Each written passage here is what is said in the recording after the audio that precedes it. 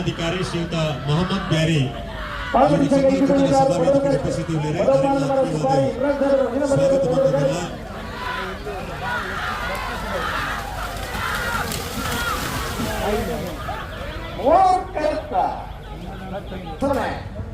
ಪಾಟೀಲ ಹೊಸಮನೆ ರವಿರಾಜ್ ಶೆಟ್ಟರ್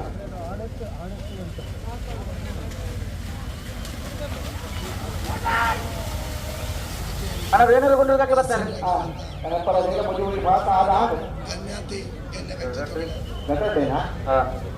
ಸುಪ್ಪಾನಿಲ ಭಾರತ್ ಪುಚಾರಣ ನಾಯಕ ವಿಜಯಣ್ಣ ಗೊತ್ತೇನು